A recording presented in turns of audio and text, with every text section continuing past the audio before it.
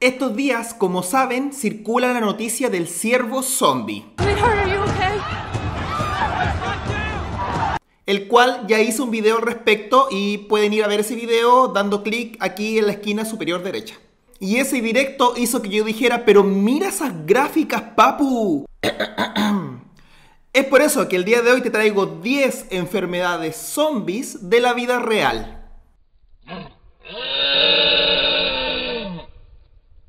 No es mucho lo que diré de la enfermedad del ciervo zombie porque ya lo dije todo casi en el otro video. Aún así diré algunas cosas que no dije ahí para complementar. Primero, la enfermedad del ciervo zombie no es provocada ni por un virus ni por una bacteria, es por un prión, el mismo tipo de entidad proteica que genera la enfermedad del mal de las vacas locas. En el otro video lo explico con un poco más de detalle, porque he visto que canales grandes siguen subiendo videos acerca del ciervo zombie y dicen el virus del ciervo zombie, la bacteria del ciervo zombie, y no es ni virus ni es bacteria, es prión. Y segundo, no es un ciervo zombie, porque pese que a algunos les parece ridículo, de verdad hay personas que pensaron que eran ciervos zombies. Son ciervos agonizando. Lo mismo para este top, todas las enfermedades que vamos a ver no son estrictamente un zombie, no son muertos vivientes. Son, digamos, enfermedades que se adaptan o se parecen mucho a lo que el cine actual de los zombies nos ha propuesto, que realmente propone personas enfermas con rabia comiendo a otras personas. Y por lo mismo, como el prión degenera el sistema nervioso del pobre ciervo, entonces el ciervo actúa de manera errática y lo comparan con el caminar de los zombies en las distintas películas. Ahora, sí es verdad que esta enfermedad tiene en alerta a la población. De hecho, hay 251 condados y 24 estados que reportan casos de ciervos infectados con el prión. Pero pese al pánico, y el pánico que agrega más encima la prensa amarillista, los Centros de Control y Prevención de Enfermedades afirman que en este momento no hay casos en humanos, no hay humanos que presenten la enfermedad. El principal motivo es que no hay estudios en epidemiología en este momento que pueda decir sí, hay humanos infectados. Ahora, sí es verdad que sí pueden haber personas infectadas en este momento. ¿Que se pueden contagiar personas? Sí, es una posibilidad. ¿Que se pueda dar como un hecho? No, eso es pseudociencia. Por ahora lo que queda hacer es respetar las normas que se están poniendo, como por ejemplo no cazar ciervos y no comer ciervos.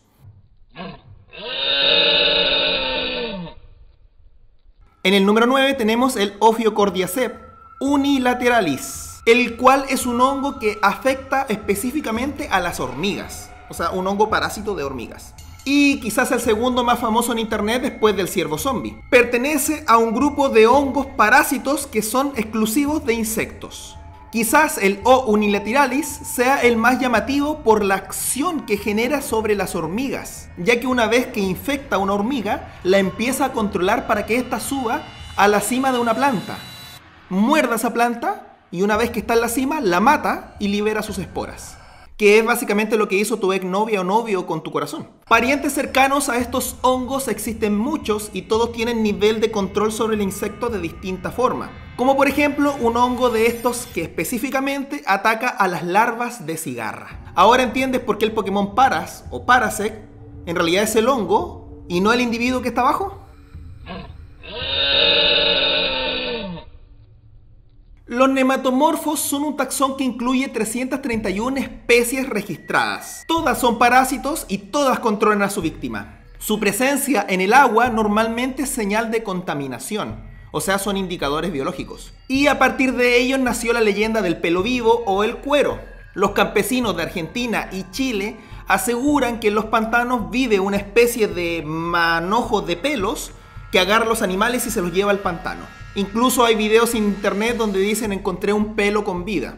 Esto es porque los nematomorfos son muy largos. Ojo, no confundir el taxón nematomorfo con nemátodos, son taxones parásitos distintos. Pero más allá de las leyendas de que los pelos de los animales vuelven de la muerte para vengarse, quizás lo más llamativo es que las especies de agua dulce controlan a su huésped. Lo que hacen es obligar al animal a caminar hacia la luz. Muchos animales se guían volando hacia la luz. El problema principal para estos insectos es que el agua refleja muchas veces la luz de la luna. Entonces el insecto, en vez de volar en dirección a la luna, vuela en dirección al agua, se ahoga y cuando el insecto muere, el parásito sale al medio ambiente. Por ende, el gusano nematomorfo abandona al insecto cuando el insecto muere ahogado.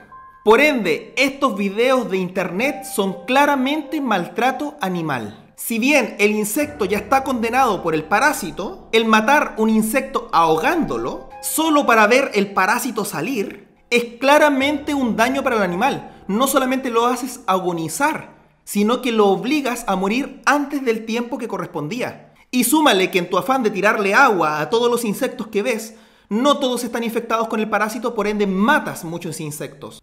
Insectos que tienen labores importantes dentro de la ecología y la cadena trófica de nuestro planeta, ya que tampoco dejas que el ciclo del parásito se cumpla, matando a ambos animales. Si bien los parásitos no son un tipo de animal que las personas les puedan tener cariño, hay que ser conscientes de que los seres vivos tienen relaciones tan estrechas entre ellos que alterarlas puede hacer que nuestra propia existencia deje de ser eso, existencia. Así que denuncia este tipo de videos. Los strepsipteros, parece trabalengua, son insectos con dimorfismo sexual extremo. Dimorfismo sexual es cuando el macho y la hembra no se parecen entre ellos. El macho tiene alas y se desplaza de forma libre. Y la hembra no solo no tiene patas, sino que pareciera que no tuviera forma. La hembra controla al huésped, que normalmente para variar son insectos. Una vez el insecto se queda quieto, manda señales químicas al ambiente para atraer al macho.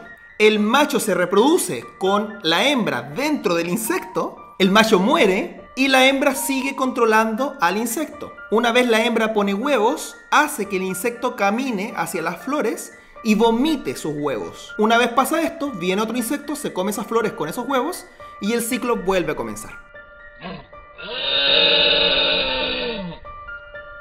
El parásito del número 6 tuve la oportunidad de verlo con mis ojos en por lo menos 3 oportunidades. Cuando criaba orugas para que se convirtieran en mariposas y después liberarlas, antes tenía ese hobby, noté que algunos de esos gusanos parecía que parían otros gusanos más chiquitos, lo cual era sumamente incoherente. No lograba entender cómo es que un gusano está teniendo de hijo otro gusano, ya que las orugas son las larvas de la mariposa, no son adultas, no pueden reproducirse. Lo asombroso de esto es que estos gusanitos que la oruga cuida son larvas de avispa. Estas controlan a la oruga para que piensen que son sus crías. Tanto así que la oruga las defiende a toda costa, incluso de supuestos depredadores para sus crías. Todavía no se entiende muy bien por qué pasa esto y le sale de la nada un instinto materno a una larva para criar a más larvas y de otra especie. Sin duda, esta avispa ha encontrado un método de manipulación para su supervivencia bastante eficaz. El Leucochloridium, el cual es un parásito de caracoles y aves, y lo asombroso de esto es que controla a las aves, no a los caracoles, pero estando dentro del caracol, no del ave. Cuando el parásito se encuentra dentro del caracol, emite una señal para llamar a un túrdido, que son un tipo de pájaros. El pájaro llega por esta señal y encuentra más apetitoso de lo normal al caracol y se lo come, entrando al sistema del ave, lo que vuelve a repetir el ciclo. En pocas palabras, este parásito controla casi por señal Wi-Fi.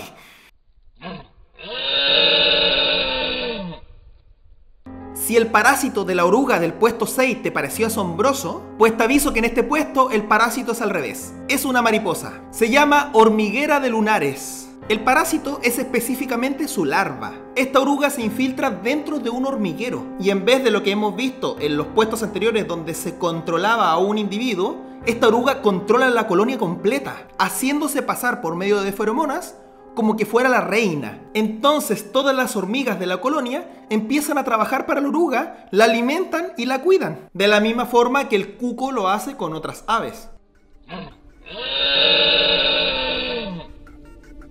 Si bien avispas parásitas de arañas hay muchas, como las típicas cazatarántulas que le llaman, la que más llama la atención es la avispa parásita costarricense. La hembra adulta va y pone un huevo encima de un Leucauge augira, que es un tipo de araña que no tiene nombre común. Esta araña seguirá su vida cotidiana como lo hace siempre durante por lo menos 2 semanas. Va de compras, juega a Nintendo, lo típico que hacen las arañas. Mientras la araña hace su vida cotidiana, el parásito adentro se está alimentando de la hemolinfa de la araña. Paréntesis, hemolinfa es como se le llama a la sangre, entre comillas, de los invertebrados. Cuando esta larva está próxima a convertirse en una pupa, o sea, en un capullo, le inyecta una toxina a la araña para que la araña empiece a actuar de manera extraña. Lo primero que notamos es que la araña deja de armar sus trampas para cazar insectos y empieza a armar una estructura en la telaraña bastante peculiar, que parece ser errática en comparación a lo que normalmente está construyendo. Cuando la araña arma un patrón distinto de telaraña,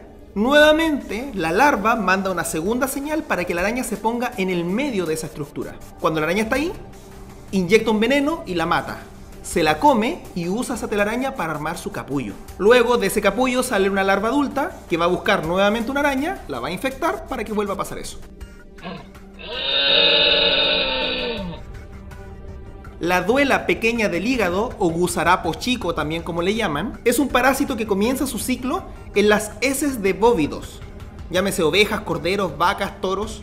Este parásito es un platelminto.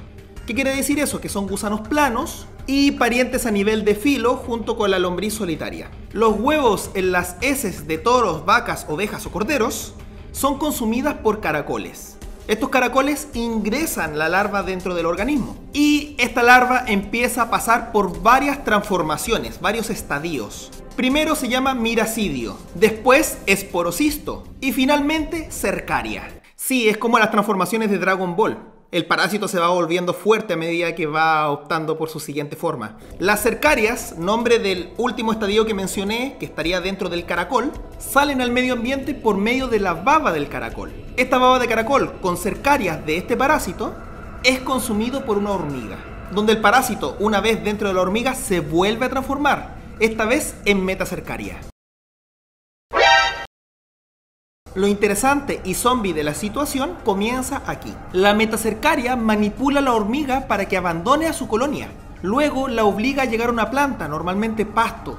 Hace que suba por la hoja de pasto, que muerda la hoja de pasto y que se quede ahí, quieta, sin hacer nada. Y queda colgando, muerde la hoja y queda colgando la hormiga. Puede pasar mucho tiempo ahí hasta que llega un animal de pastoreo, como una vaca o una oveja, y se come el pasto. Y así vuelve a ingresar al sistema de la vaca. Y dentro de la vaca, en su hígado, pasa a la forma adulta, su forma definitiva. ¡Mi siguiente evolución! Dejé este en el puesto número 2 porque sí hay casos de humanos infectados, aunque ha sido de manera accidental por ingerir hormigas crudas, ya que claramente el humano no es parte del ciclo y sí produce enfermedades y problemas en seres humanos.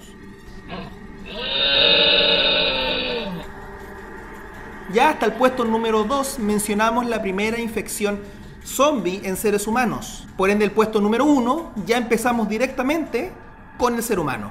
En el puesto número 1, el síndrome de Cotard, que a diferencia de las enfermedades zombies anteriores, esta no es causada por un parásito, sino que nace de un desorden mental.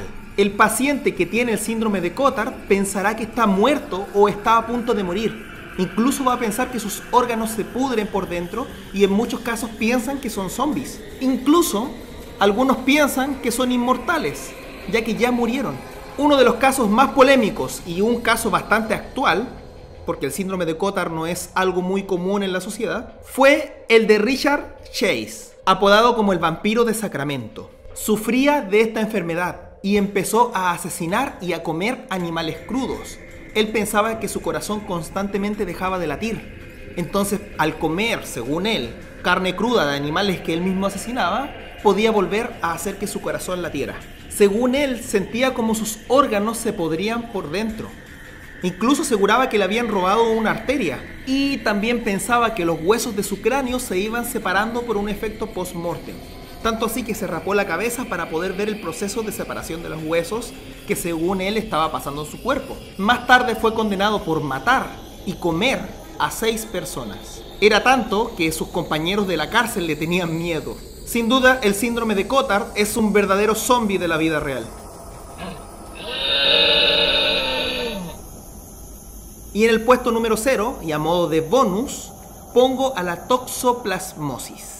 Una enfermedad provocada por un parásito protozoo llamado Toxoplasma gondii. Se hizo famoso porque se transmite de gatos a humanos. pero que en estricto rigor afecta a la mayoría de los mamíferos. Y como el humano es mamífero, ahí estamos en el saco. Las maneras de contagiarse son mucho más variadas que de gato a humano, como lo podemos ver en este gráfico. Este parásito, y aquí ya viene, digamos, un poco más lo espeluznante y lo de zombie en la vida real, es que es capaz de manipular el sistema nervioso de un roedor. Cuando un ratón es infectado por el Toxoplasma gondii, tiene varios síntomas. Primero, empieza a tener una reacción lenta. Después tiene un periodo de letargo. Y por último, disminución al miedo. Deja de tener miedo. Eso hace que se vuelva una presa fácil para los gatos y poder pasar al gato.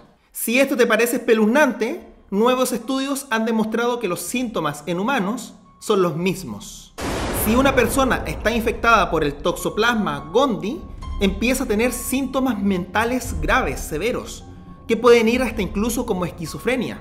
Empieza a perder el miedo, se desorienta, empieza a caminar lento, se aletarga, y muchos estudios actuales indican que hay una posible relación entre este parásito y el suicidio.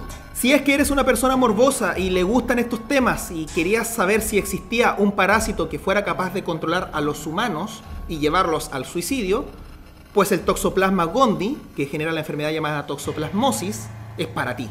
Por ende, en el puesto número 0, lo más cercano que tenemos a un zombie en la vida real, aunque están muy lejos de atacar gente y comer cerebros. Si en este momento estás pensando en tener una mascota y no tienes los recursos, es mejor que no la tengas. Por eso las leyes se llaman de tenencia responsable. Tener una mascota no solamente implica alimentarla y limpiarle sus heces, implica llevarla al médico porque es un ser vivo. Entonces, si no tienes dinero para vacunar a tu gato de toxoplasmosis, es mejor que no tengas gatos. También recordarles que los gatos son animales domésticos.